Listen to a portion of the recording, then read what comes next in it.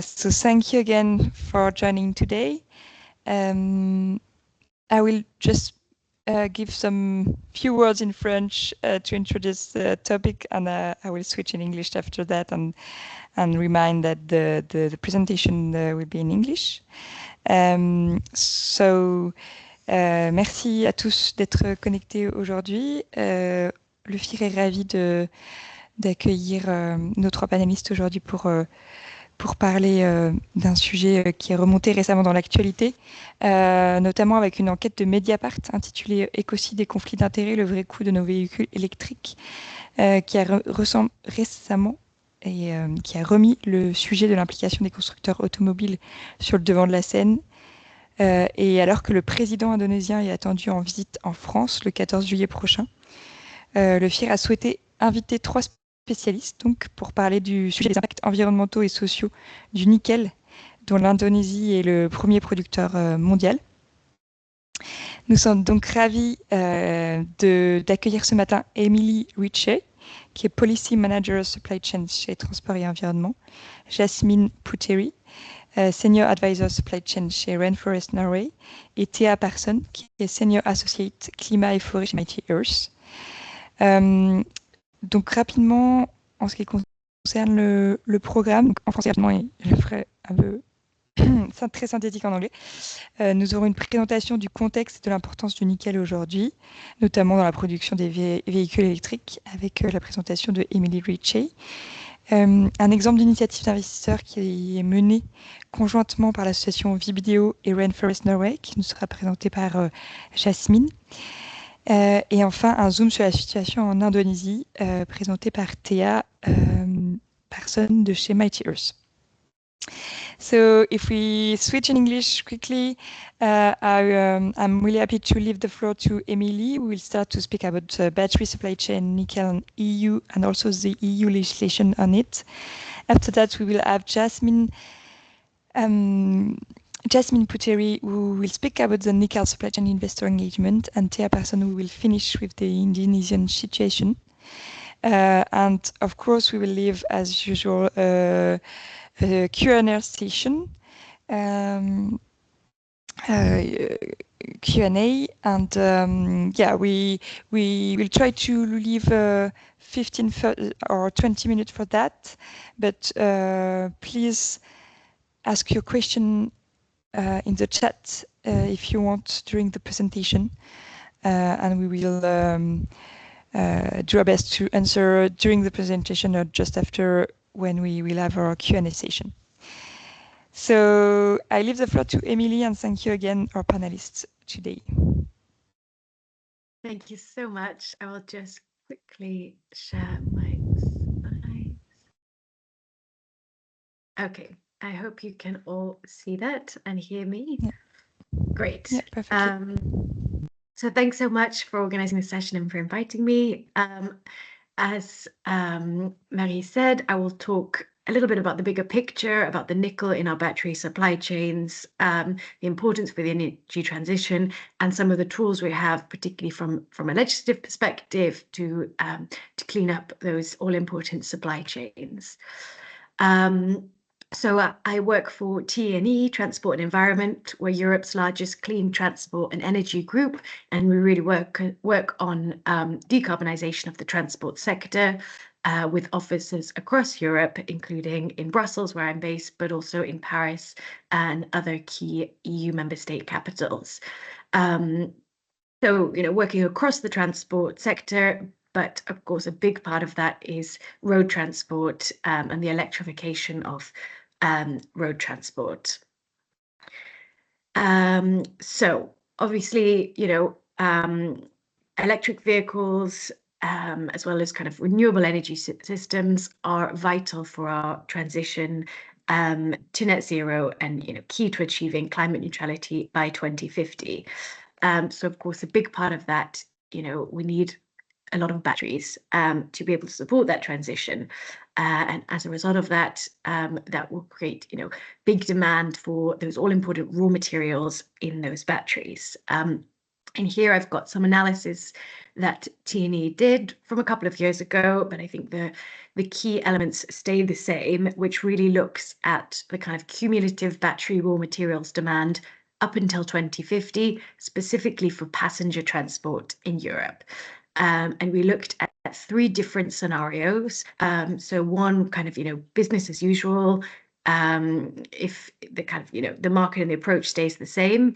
A second approach with kind of accelerated innovation, so looking at innovation on the kind of battery chemistry side, and then fewer car kilometers. In this, we also included the idea of moving towards smaller batteries as part of that, and then finally a much more aggressive approach with much higher innovation and a much bigger shift towards kind of less car kilometers, more towards a shift away from cars more broadly. So in all of these scenarios, you can see, particularly when we're looking at nickel, still a demand and a high demand for nickel for those batteries for electric vehicles. But with looking at those different scenarios, we can still reduce by around half the demand for nickel. So I think very promising, very important, but it still shows that raw materials demand for passenger transport. Another point, a slightly smaller point, but I think it's just helpful at this point to kind of put into perspective. So obviously, we're talking about kind of a demand for nickel for these battery supply chains. Jasmine and Thea will go into some of the more specifics about kind of what that looks like in Indonesia. Obviously, we know it creates big risks, and these are risky supply chains. But we did do some analysis that just shows. So if you're looking at the lifetime of an electric vehicle or a battery electric vehicle versus a combustion engine, what are the kind of materials consumed that we're talking about? And this puts into perspective, on the left-hand side, the newly mined materials you would need for an EV across the life cycle versus the amount of fuel you would burn in a hybrid vehicle, in this example, taking one that could, if it was sold in 2030. So, we're still talking about a lot of less kind of virgin materials. So yeah, find this a little bit helpful to put in perspective. Of course, I think it's still, we need to be really looking at where these materials are coming from in those supply chains, but helpful to see that comparison. Another kind of smaller point in this angle, I think as T&E, we do see there is, we're talking about all of the risks with virgin extraction, with mining these materials. There is, on the other side, a lot we can be doing in recycling batteries in order to kind of reduce the need for that new mining. And here we're looking specifically at Europe, but we're looking at the potential for battery production from recycled materials in Europe. And here you can see specifically for nickel as an example, going from 2030 through to 2040, we can grow quite a lot the amount of cars that can be made with recycled materials, but if we're looking at the kind of expected total amount of cars sold, there is still that big gap there. So, a very important developments can be made, but still a gap there. And this is still reliant on a lot of work being done at EU level and across Europe to really help us scale up our recycling capabilities and make sure that we're in a position to maximize that. And then again, just a final point here, I think it's important to think when we're thinking of these investments in mining outside of Europe, where the investment is coming from. And here we took a look specifically when we're thinking about EU versus Chinese mining companies, where they're investing outside of the EU. And you can see here the huge amounts of investments in China, including you can see the nickel investments in Indonesia compared to mining companies from the EU, whereas the big example here we have Argentina with French mining company Eramet. So I think, yeah, just important, especially when we're thinking about perhaps the leverage we have or the role we can play in those supply chains and mining outside of the EU. So next, I want to talk a little bit about the legislation at EU level and the role that can play in helping to clean up nickel supply chains and helping to drive more responsible mining. So firstly, I mean, I'm sure you're all very much aware of the EU Corporate Sustainability Due Diligence Directive and the ongoing sort of omnibus or simplification agenda around that.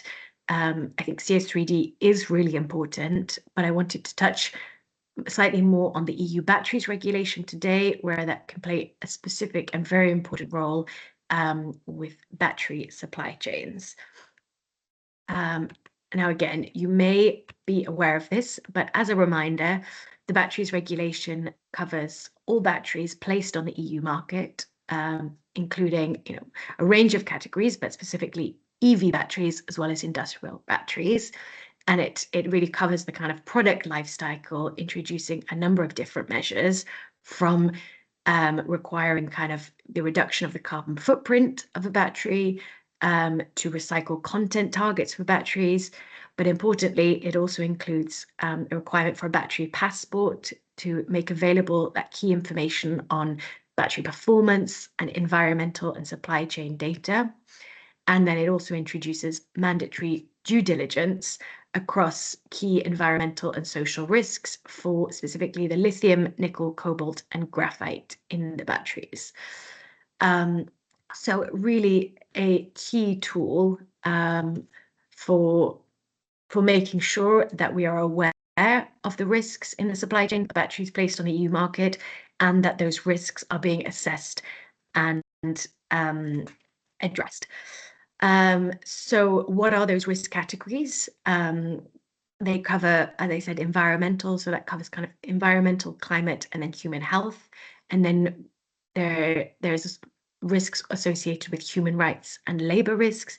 And then finally, community life, which includes indigenous peoples. So what are the batteries regulation due diligence rules?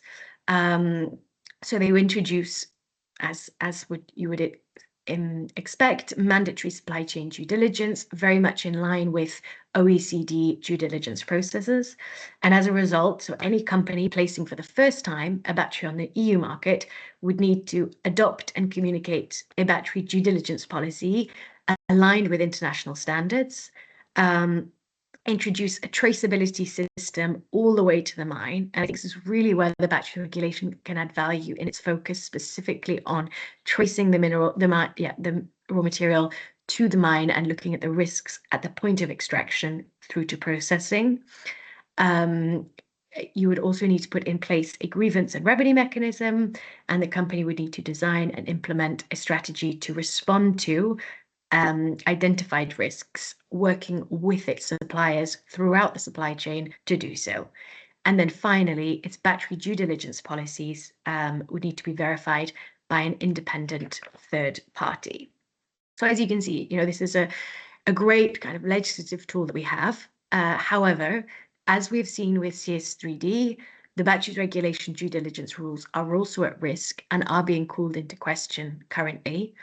So as part of its fourth omnibus package, the European Commission proposed or included the batteries regulation as part of that. And so far, what is on the table is a delay of 2 years of these rules. They were due to come into force next month, and they will now be delayed by 2 years. This was largely due to challenges surrounding getting notified bodies in place to test compliance. So it started off very much as a legal challenge.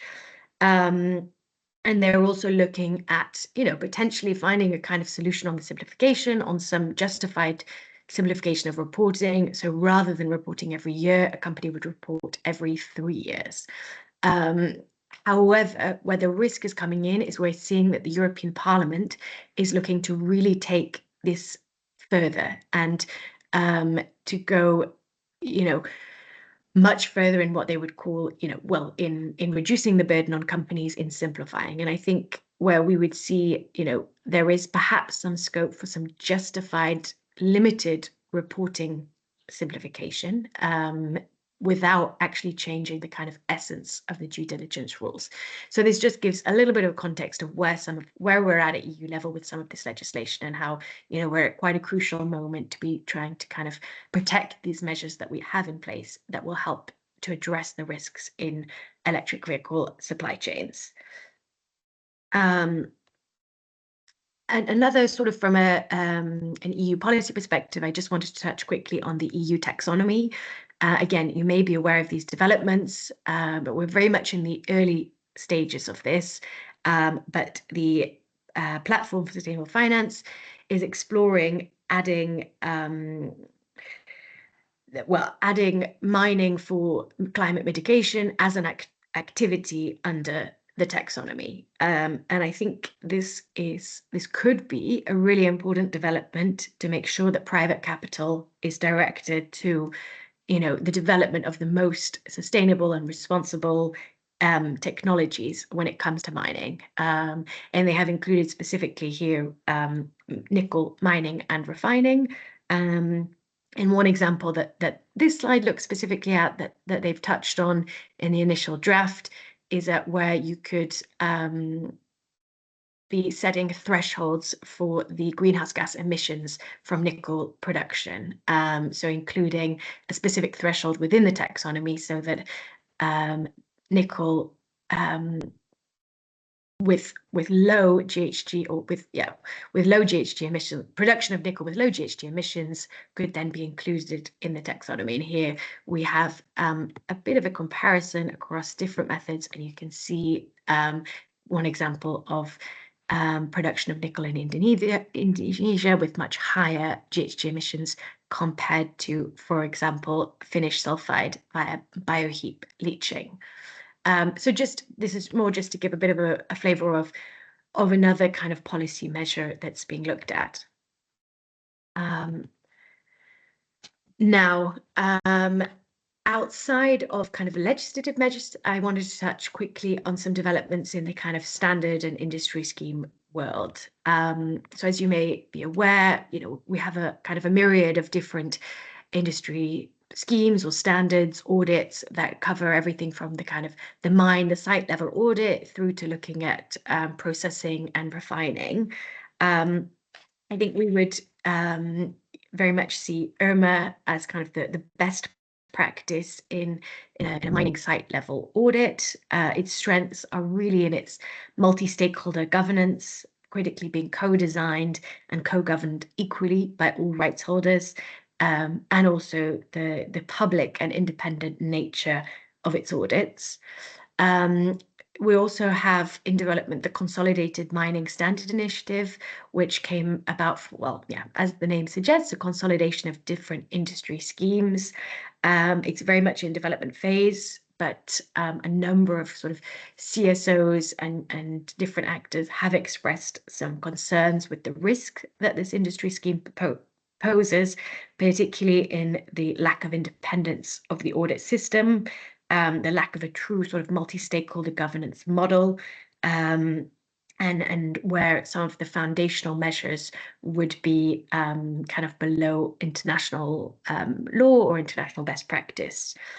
So I think the key message here is schemes can play a really important role in providing information and getting information to investors, to the downstream, but you know, for a company, then they're not a substitute for effective due diligence, and you know, they're only sort of as good as the information that goes into them, and you know, they need the right checks and balances in place. I think the final point to mention on this is that there is a move in EU legislation to kind of use schemes as a tool, whether that's in the Critical Raw Materials Act, so that, you know, EU funding going into a mine outside of the EU might be requiring certain certification schemes. Or as I mentioned with the EU batteries regulation, certain schemes can be recognised under that legislation and can help a company in meeting the requirements. So I think this can be helpful, but again, it can there is a risk that sometimes there's an over-reliance on these schemes. So it's really important to get the balance right there.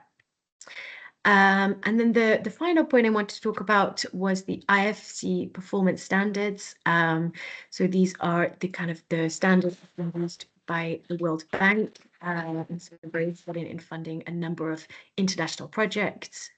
They were last revised in 2012, and they're restarting a process of revising these standards, very much again in the early stages, but looking for that to ramp up next year. This is something that T&E will work on quite a bit, on really looking at where we can have, an ambitious revision, so that the standard kind of met by the project promoters, those mining companies that get investment, IFC investment, is at a really high level. So some of the things that we'd be asking for is, where we can get, mandating of best practice on some of the environmental requirements, a standalone performance standard on human rights, and critically having independent third-party audits in there. So, really happy to sort of keep the group in the loop on this as this work develops. I think it's really important to have kind of a range of actors engaging in this revision. And yeah, I can talk through a little bit more of our asks on that. But yeah, so hopefully there we've seen a little bit the bigger picture on nickel in Europe and some of the mechanisms we have when it comes to the supply chains. And Jasmine and Thea will talk a bit more about the situation on the ground in Indonesia. Thank you very much. Thank you. Jasmine, I think you can go just after. Okay, I will try to share my screen now. Can you hear me well? Yeah. Yeah, okay. Thank you first of all, thank you so much for inviting RFN into this conversation. So today I will be presenting one of our initiatives called Responsible Nickel Supply Chain Investors Initiative.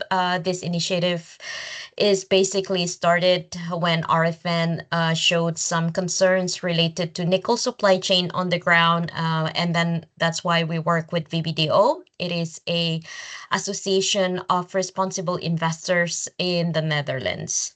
I'm Jasmine. I'm the supply chain senior advisor at RFN, mostly related to the extractive industries, currently focusing on nickel supply chain. So maybe just to give you an overview first. So RFN is based, or the headquarter is in Oslo, Norway. We are a non-profit organization with public and private funding. We work in 6 rainforest countries, which are in Indonesia, Papua New Guinea, DRC, Peru, Colombia, and Brazil. And our main goals is basically to protect the largest remaining contiguous forests, as well as securing and protect the indigenous people rights and local communities' rights. And we work with 2 kind of work streams. So one is with the global advocacy works, and one with the country teams, where 6 of these rainforest countries have each one of its country team working with 55 local partners on the ground. And how RFN supports responsible investors, we are basically advising financial institutions on risks, especially on forest risks related, by identifying and also doing assessments, but also setting what kind of targets and policies, such as deforestation-free policies and FPIC policies, and also deepening the responsible investor engagement with companies and supporting investor engagement with policymakers. Currently, apart from this nickel supply chain, we also have our leather investor works. And then as a context, why RFN has this specific focus on mining, it's because there is this intersection when it comes to forest and mining activities. Based on this report that was being launched by University of Vienna and WWF 2 years ago, that mining activities really much affecting rainforest areas and also indigenous people and local communities, whereas it contributes to global deforestation. And mining is very much overlaps with indigenous people territories, and there are 4 biggest deforestation deforestation-related commodities, which nickel is one of them, as what Emily already presented as well, how this is very much linked to battery demands for electrification of vehicles globally. And this link increased nickel deforestation in several, in Indonesia, particularly for this EV production, mostly related to the batteries production. RFN believes that energy transition must happen, but we also believe that this electrification or energy transition have to be in just and responsible way and not be the biodiversity loss driver, because nature balance and energy transition have to go hand in hand and not jeopardizing tropical rainforest ecosystem. And nature impacts from nickel mining and smelter should be avoided, but also be prevented. And EV or electrification should not be the biodiversity driver loss, as what some of the cases right now on the ground. And this is just to give you a little bit of overview of our partners on the grounds works. In Raja Ampat, you probably heard that there are several cases currently in Raja Ampat protected areas being mined for nickel. And this is also another picture from one of our partners, Forest Watch Indonesia, back in 2023. And that's why we come into this kind of investor initiative on responsible nickel supply chain, because we see how the cases on the ground really need to be tackled and also being addressed. And the starting point is because we see that based on this graph from EIA, is when the nickel demands increase, it also increased together with the deforestation in Indonesia. And currently there is only 542,000 hectares remaining natural forests in nickel concession. And this expectation letter was being published in February 2024. So this was last year. There are investors who signed this initiative. By far, we have 36 signatories investors, which currently already reach amount of 4.5 trillion USD and still counting. This is very much investor lead. So the investors are the one who lead this process, but also doing the engagement with the companies, with support from civil society such as RFN, but also with our network Transport and Environment, as well as Mighty Earth. We also have several closed door meeting, how to be able to give information or the current updates on the ground and what are the current trends, what are the standards that are very important for investors to look at. And then these investor expectation letter basically having several key demands, which the three mains are incorporating responsible mining practices into the mineral supply chain policies, also enhance the social and environmental due diligence, as well as to adopt a time-bound commitment to have deforestation-free nickel supply chain. This is the barcode to the statement letter. And this is the companies that we are engaging with, the EV manufacturers, which are mostly automakers, but also the EV battery producers. These selection of companies are based on the market share, but also companies that have a certain link to the investors that sign on. And the demand side of these stakeholders are our key leverage holders. Companies are selected based on market share, as what I already mentioned, and currently 19 EV manufacturers with 10 EV battery producers. And why investors looking at this as a very important issue? Because there are some risks in relation to this nickel supply chain, which includes the reputational risks, but also economic risks. This is mainly related to the operational risks linked to environmental and social. As for now, as what I mentioned before, there are overlaps of nickel concession within the indigenous people territories. And this is very much overlap with the indigenous people and local communities' rights. And there are also risks when it comes to deforestation and biodiversity loss.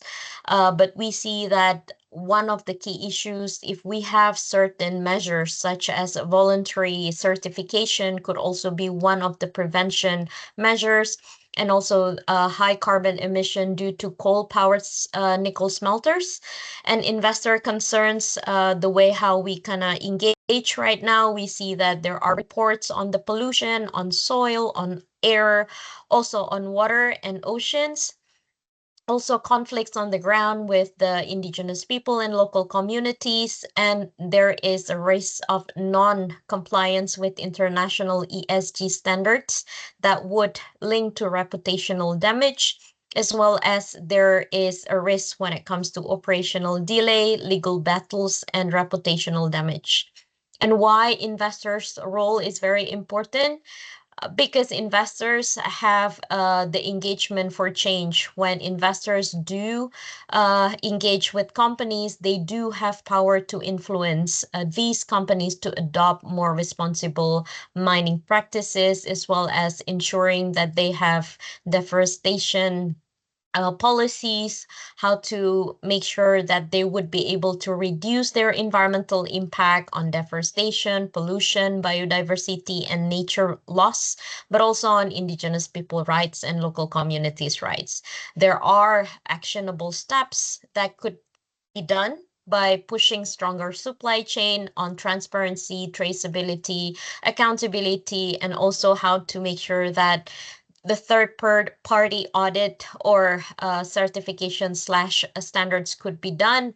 Also having the monitoring system in place, and also a key actor that could push the no-go zone areas. And this is a win-win investors for the environments and their investment to reduce the risks, and also their portfolios of larger systemic risks by focusing on long-term resilience rather than over the short-term profits. And what do the responsible investor do?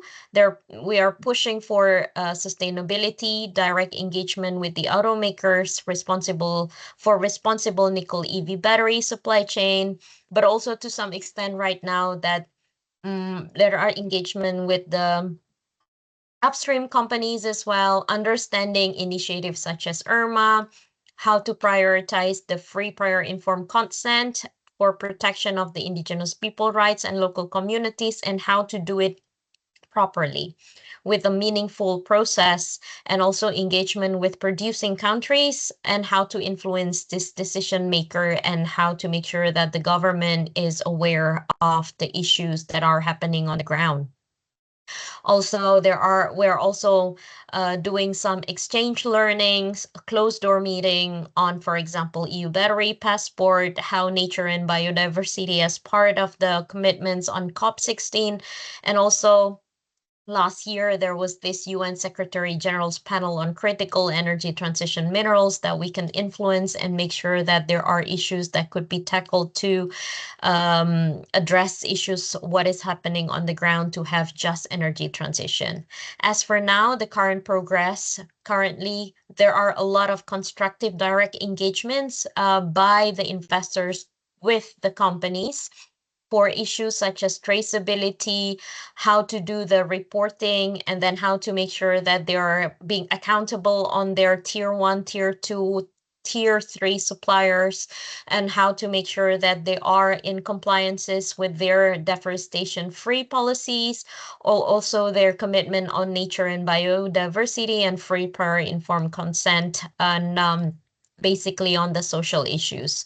The direct engagement also with the upstream companies on the ground, and also with the mining standards. Apart from that, we also got co-engagement with other investor networks such as UNPRI and expectation and sustainability, expectation understanding or exchange understanding on the expectations of what is supply chain traceability should look like and how the improvement should be or taken place by these automakers. And also sometimes we discuss about several cases on the ground, how to find solution and do engagement with the government. Of course, there are some challenges. Learning from the process right now, the key challenges that I can identify basically on the response and follow-ups, because it takes process and time as well to engage with the automakers, but also with the upstream companies, and having this responses and follow-ups, it's requires time and also patience. The process is lengthy because it requires frequent engagements, and each of every engagement that the investors had with the companies, it has to be tailor-made conversation, because each automaker have different kind of like suppliers, but also have different kind of cases on the ground. So understanding in depth of each company is very important for the investors, and to ask the right questions to the companies, both downstream and upstream. I stop here. Thank you so much. I'm more than happy to receive questions later on, but also more than happy to have direct engagement or any other questions after this webinar. Hand it over to you, Marie. Thank you very much, Jasmine. I think we can, we can go with Thea, and after we will have 15 minutes to for a question. Thank you. Thank you, Marie, and thank you to Thea for organising this session. Hopefully you can see my slides on the screen. My name's Thea Parson. I'm a senior associate at Mighty Earth. We're a global environmental organisation working to stop deforestation and to address environmental and social concerns that are arising across a number of industries. We work across a number of agricultural industries, including the palm oil industry, cocoa, rubber, and soy and beef, and also work to decarbonise the heavy industry. We have more recently, in the last 2 to 3 years, started working on the critical minerals sector, having seen a rise in deforestation due to a rise in demand for critical minerals. And we were alerted to this by partners on the ground, particularly in Indonesia, due to the rising deforestation for the production of nickel, particularly in Southeast Sulawesi and the Maluku Islands. So today I'll zoom in on Indonesia and some of the concerns that we're seeing from partners on the ground, as well as some of the tools and interventions that the industry can use to try and address some of those concerns. So Indonesia is the world's largest producer of nickel, followed by the Philippines, New Caledonia, and Russia. In 2024, Indonesia produced 2.2 megatons of nickel. That accounts for around 50% of global output. And by 2029, Indonesia's share of the market is expected to reach 75%. The key end markets for nickel are the stainless steel industry, which currently accounts for over 65% of global nickel demand, which is then used for construction, manufacturing, as well as consumer goods such as cookware. And then the battery industry accounts for 16% or around 16% of global nickel, and around 10% of that is used for the electric vehicle industry. And it's particularly used for the battery cathodes, which are used for the growing electric vehicle industry. And that demand for electric vehicles, as Emily shared in her presentation, is due to increase, and the International Energy Agency has predicted that by 2040, the demands for nickel in those batteries will have reached 40%.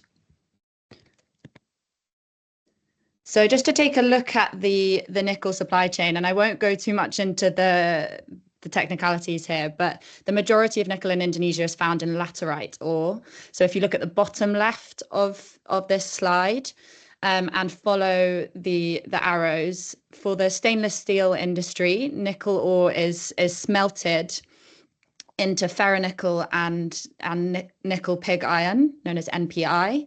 And then for battery precursors, nickel ore is mostly goes through a process of leaching, or known as high pressure acid leach, or HPAL, as you might see, to produce mixed hydroxide precipitate, or MHP, which is then used to feed the battery supply chain. That, once it's gone through the primary processing stage, it then goes through a refining stage, and is turned into nickel sulfate to produce battery grade precursors. And the ferronickel, or nickel pig iron, goes to steel mills, which then goes into producing stainless steels.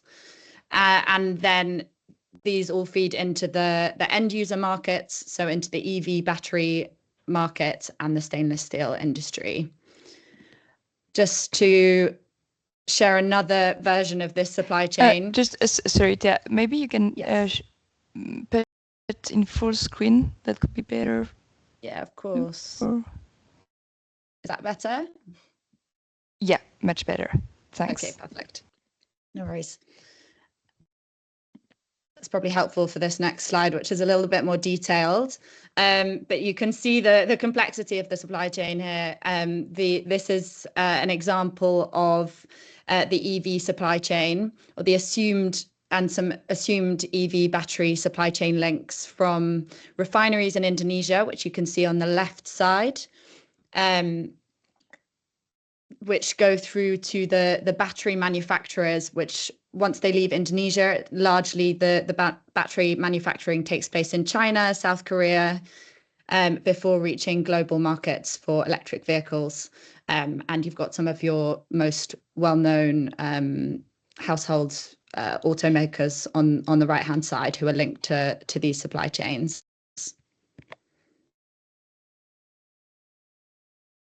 So going back to Indonesia and the start of the supply chain, the majority of Indonesia's nickel is produced in Southeast Sulawesi and the Maluku Islands, often taking place on small islands. Indonesia actually has a law that prohibits mining on small islands, but it's still going ahead across some of these tiny islands, which are home to a huge array of biodiversity, both marine and terrestrial wildlife, and provide homes and economic livelihoods to communities across these areas. So this is just a snapshot of what some of these regions look like and some of the wildlife there. And another example of these maps, a term that we often use in the environmental space to measure and indicate areas that have a lot of biodiversity, is the high conservation value, which measures areas of biological, ecological, social and cultural value. And there are 6 different chapters to this, to the HCV mechanism. And the maps on the left-hand side of Sulawesi and North Maluku show areas of key biodiversity areas in dark green. So you can see that the majority of these islands are covered in areas of key biodiversity, which makes them very vulnerable to the impacts of nickel mining. And require a lot of due diligence and tools that companies should be using to mitigate the impacts on the wildlife as well as communities that live there. So expanding on some of the human rights and environmental concerns that Jasmine shared, this is an inexhaustive list of these concerns that we're seeing, but the most concerning is a lack of free, prior and informed consent for Indigenous peoples and local communities. So communities that are living in these areas where nickel mining is taking place are not being consulted before mining is taking place and mining infrastructure is being built. And this is having an impact on the economic livelihoods of communities that live there, as well as direct and indirect health impacts from the mining itself, poor waste disposal, and also from pollution and impacts linked to the processing sites. We're also seeing a rise in deforestation and biodiversity loss.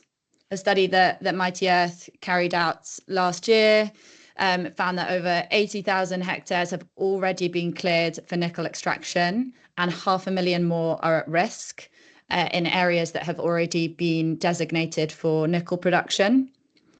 And water pollution due to poor mining practices and inadequate waste disposal and tailings disposal at the mining site is creating disastrous consequences for communities that live near those mining sites or in areas that are downstream, where their water sources have been polluted by the mining practices.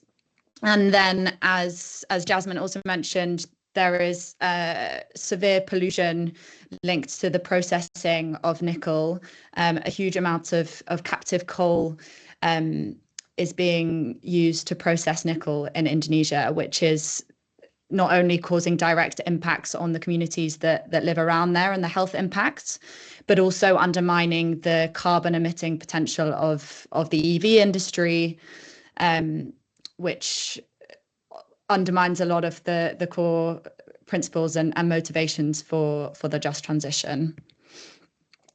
I now want to share a specific case study that a group called Satyabumi, a civil society organization in Indonesia, have been working closely with communities on the island of Cabana, which, if you can see the map in the middle here, it's just off southeast Sulawesi.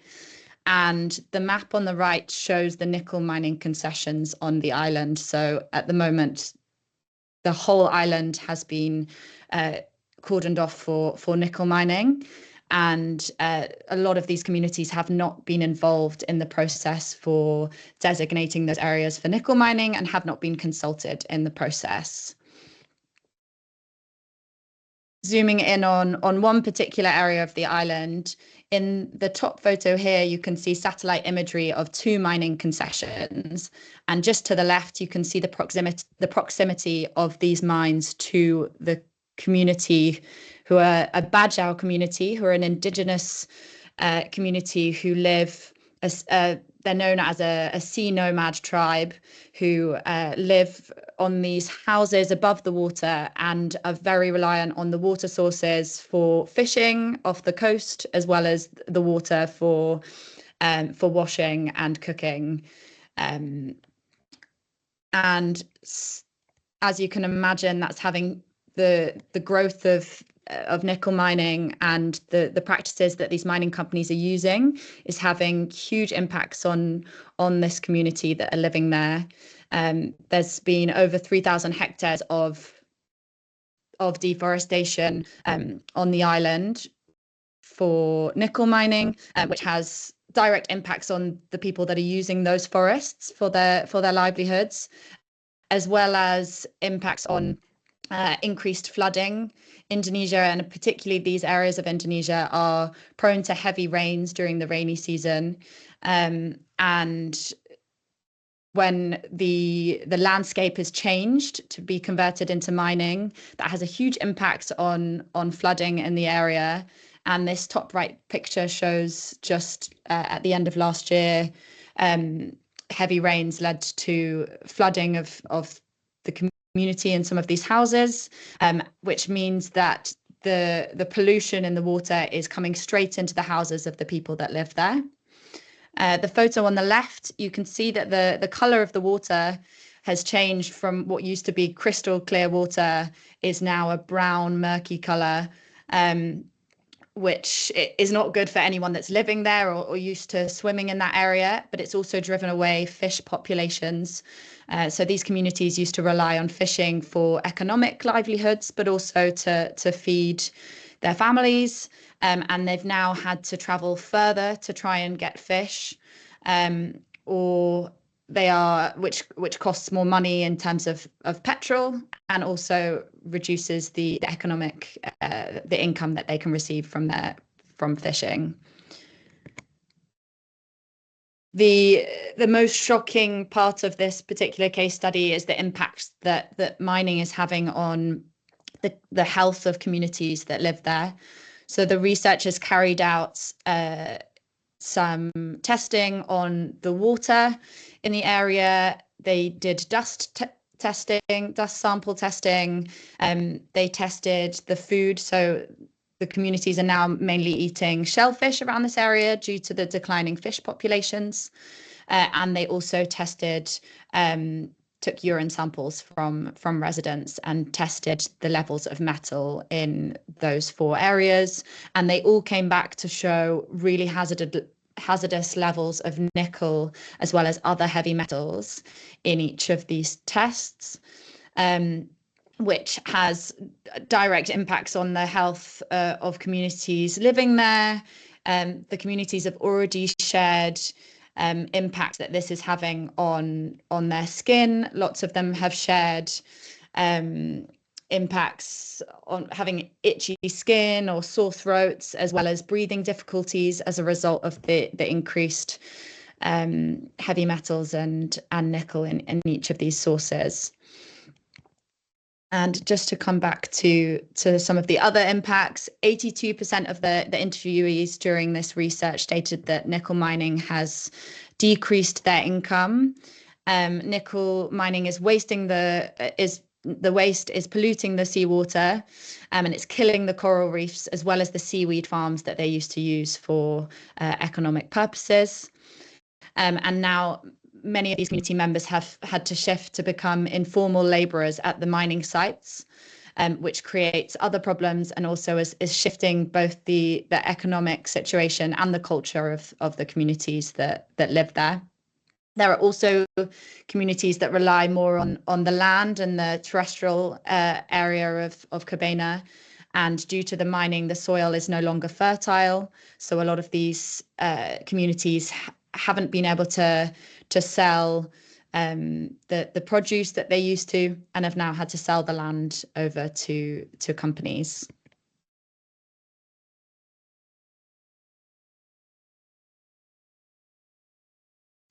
Also to touch on the other human rights violations in this area, there was a lack of free, prior and informed consent for these communities. So 48% of the residents said that they were not consulted in the mining project, and they haven't been provided with compensation for the damages that I've just discussed. Communities are also seeing a rise in intimidation and threats from the mining companies, and so do not feel like they have the ability to protest or stand up for the rights of their land and their communities. So now to touch on some of the tools and interventions, which both Emily and Jasmine have mentioned. We always say that traceability and transparency are core elements of pushing for greater sustainability and more responsible supply chains. So we ask that mining companies, as well as companies supplying mined materials, audit and trace their supply chains back to the mine level and publicly share information on suppliers, processes and their sourcing regions, publish grievances linked to mineral sourcing and the actions they've taken to address those grievances, publish third-party audits and screenings of mining operations and refineries, and track and disclose the impacts on biodiversity and deforestation. We also ask that these companies are making time-bound commitments to be deforestation-free and implement the mitigation hierarchy. Just to share what the mitigation hierarchy is, it's a system that mining companies can follow to minimize their impact on biodiversity. So it follows 4 different steps. The first is to avoiding areas of intact forest and key biodiversity areas. If you can't avoid, then you should minimize that damage. And then if damage has been done in the past, then they should restore the land. And the last is to compensate for those impacts by offsetting losses. We also ask that companies make time-bound commitments to phase out the use of fossil fuel energy. So as we've seen, there's a huge use of captive coal in the nickel mining industry, but we are seeing some areas an increased use in renewables or alternative uses of energy. We ask for the whole industry to adopt and invest in new battery technologies. And then there are also there are growing standards such as the Initiative for Responsible Mining Assurance, which we see as currently the best practice in the mining industry for a standard. And the reason for that is that they have independent third-party auditing of the mining site. They have an equal governance mechanism where all of the different stakeholders have an equal say in the creation of the IRMA standard. So that includes the private sector, impacted communities, civil society, labour organisations. IRMA covers a huge breadth of possible risks within the industry. So they have 26 chapters and nearly 400 auditable requirements, and that includes human rights due diligence, water and waste management, and biodiversity. Companies have to go through a period of corrective action to address the gaps that come up in their audit reports, and then they have to publicly share their audit reports, which is definitely seen as best practice and allows others within the industry to hold them accountable, as well as the communities and civil society to hold them accountable for that change. I will stop there and happy to answer any questions, and my email is on the screen as well. Thank you. Sorry, thank you very much to all of you. I think we have already 3 questions. So the first one could be for you, Thea, or for Jasmine. I think, how does your initiative work with IRMA? Do you have any guidelines to help us analyze best practices for nickel mining company?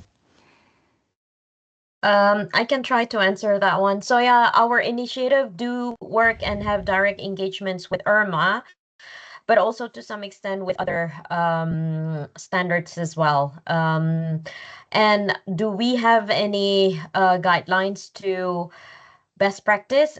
Unfortunately, as for now, we don't have any guidelines for best practice, but we can direct you to what the good practice should look like. But also when it comes to what kind of guidelines that could be implemented, we are working with IRMA quite very closely, how the best practice should look like and what does it mean, like, for example, what Thea already mentioned, mitigation hierarchy. What does it mean to have traceability? What does it mean to have proper, meaningful, free, prior informed consent with the local communities and the indigenous people? So unfortunately, we don't have the guidelines yet, but with IRMA, we work very closely. And also we can also point out how it should look like, or how is the good scenario should look like. Just to add from my perspective, Mighty Earth is a member of IRMA, so we have been working with RFN to improve the biodiversity standard of IRMA. They're due to be releasing the revised standard in the next, I think, month or 2. So hopefully we'll see some improvements, and they are in kind of constant improvement and welcome input from all stakeholders in developing that and improving that. And in terms of guidelines and best practice, I can share some reports and some links in the chat, I think, that touch on some of this, but likewise, I don't think we have a full list of best practice, but I'm happy to share some links in the chat. Thank you very much. I think it's a question also for you, Thea, which is asking, do you have any mapping by concession or by company, of poorly managed areas or areas subject to illegal deforestation in Indonesia, based on what you have seen on the ground? I think you just show a slide on the supply chain at this moment, but maybe it will be more focusing on the poorly managed areas or subject to illegal deforestation.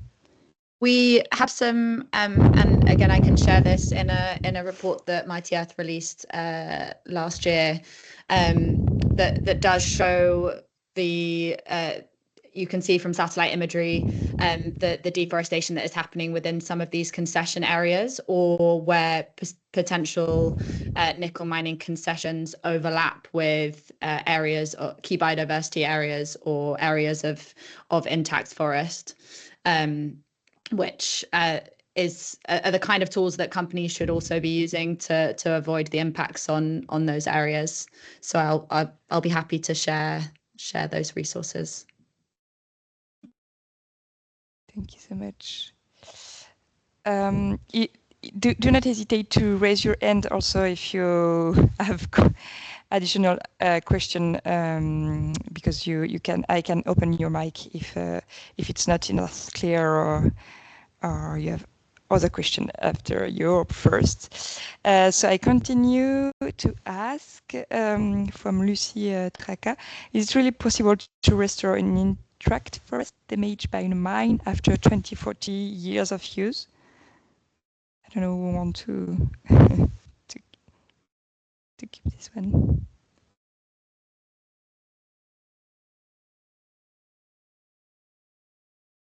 I can attempt to answer this, but I think it definitely depends on the particular mining site. I think companies definitely need to can work on offsets and where damage has happened in the past, and if they can't do that on the mining site, then to look to do that elsewhere. But definitely depends on the specific case. If I could just add to that, this is exactly why mitigation hierarchy very important, because if you are in a very sensitive ecosystem, like for example peatland in Borneo, there are coal minings in peatland areas, then I have to be honest, it's impossible to restore peatlands, especially when it comes to very certain in depth of peatland ecosystem.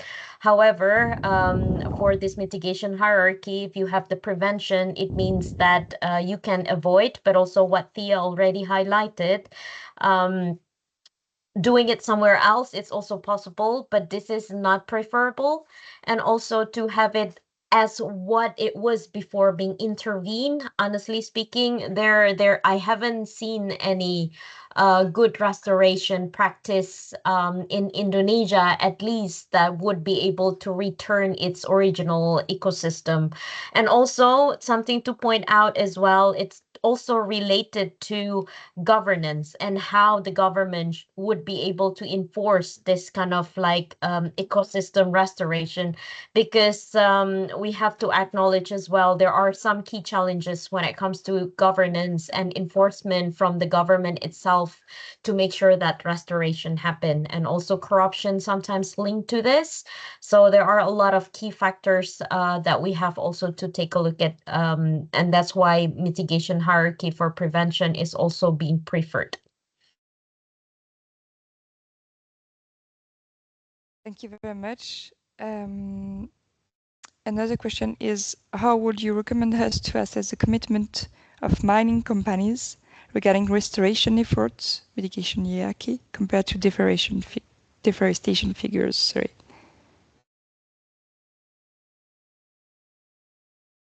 Without repeating what Jasmine said in terms of the mitigation hierarchy, I think before assessing the commitments or the progress by a company on restoration, it would definitely have to start from a point of do they have a deforestation free commitment in place, and have they got the tools in place to mitigate those impacts on their ongoing operations, and have they got any plans to deforest or expand their operations into forest areas elsewhere. And then again, depending on case by case, would be whether that's examples have been taken from the palm oil industry of perhaps a area of kind of 1 hectare lost to 2 hectares of restoration taking place elsewhere, either on site or elsewhere.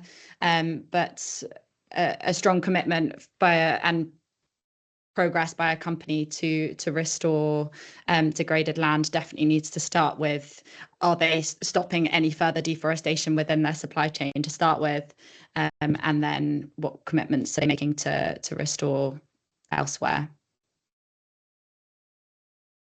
If I could just add a little bit on that as well, before the project commence, usually you have environmental impact assessment, and that report will give you a baseline, which area that are very much vulnerable ecosystem, which area that have less vulnerabilities, as well as which have the key ecosystem areas. So from that report as a baseline, you can identify which area that should not be quote unquote intervened or being deforested.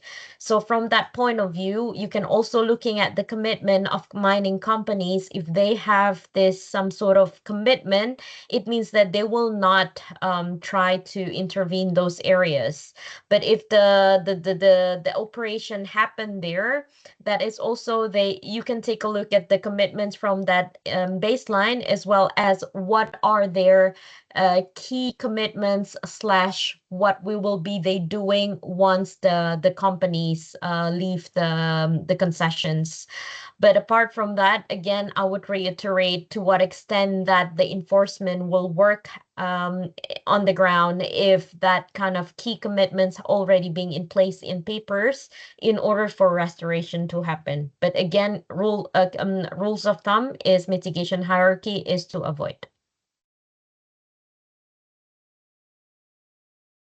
Thank you very much. We have another question from Sophie Deleuze.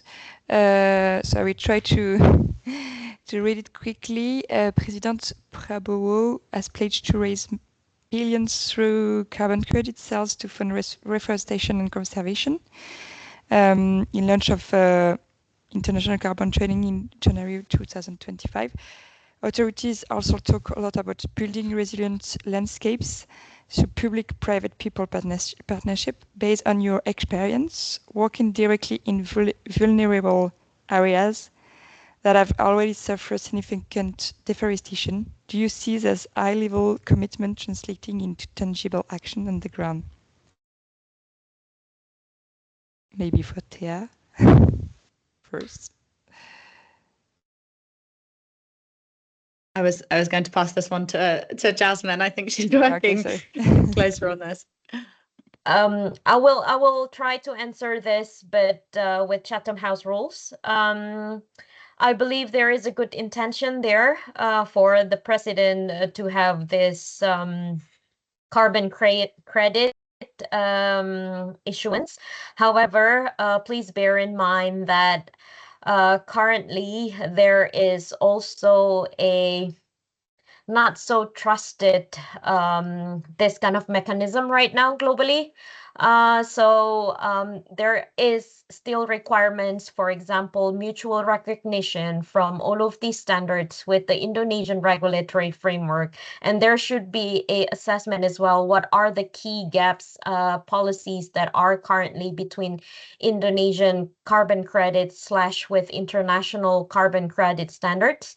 Because learning from critical minerals, there are a lot of key gaps, policies when it comes to international due diligence, such as OECD or even IRMA versus the Indonesian regulatory framework. So yes, the intention is good, but please be aware that the mechanism might gonna take some time to be able to operationalize, and learning from Red Plus project as well back in the past when the good intention was to have the trickle-down effects money for the indigenous people and local communities, that they will be the one who safeguards the forests and would be able to get the funding directly to them. But unfortunately, the reality on the ground right now, that is not always the case. So I think this is a good initiative, but there should also be a bear in mind and a be careful with the current setup, because learning from the past with good intentions, not necessarily the mechanism would work or operationalize like how it was being intended.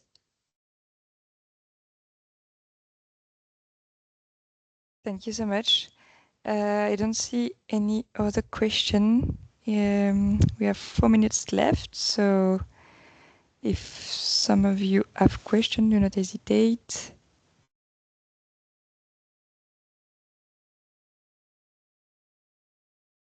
Maybe I will have one more question, if I may. I just wonder if it's possible to give us some example of maybe in Indonesian initiative or Indonesian project who start to have certify or have launched program to certify their nickel mining, if you have. I can start, and I know perhaps Jasmine and Emily can share more from their side. But at the moment, I don't think there's any nickel mining company that's gone through the full process, or at least just from our perspective, looking at IRMA, which we see as a better practice. Though Harita, who are a mining company, and Eramet are currently going through the auditing process at the moment. So once they've been through that process, they'll receive the audit report and they'll have time to implement the corrective action plan and then share the report publicly at the end. So we know that they're going through that process at the moment. And I think we're seeing more and more companies signing up to IRMA and going through that process.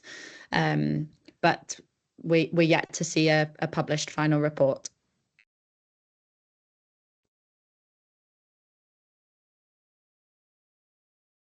Thank you.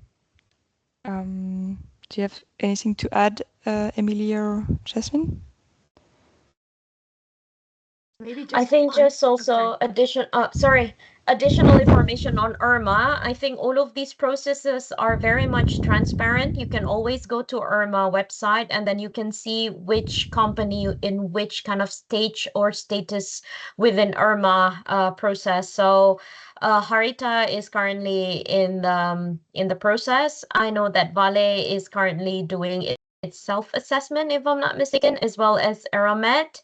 However, there is this key challenge, as one of the area where Eramet is working is a joint with Xingshan, and there is a process as well that Xingshan might need to do self-assessment in the future if they want to do the audit process, full audit process with IRMA. Hand it over to Emily. Yeah, I mean, I was just going to say, I think so outside of Indonesia, but we now have at least commitments for IRMA audits across all the key battery materials. I think with the most recent, which is a Chinese mine in the DRC, a cobalt mine.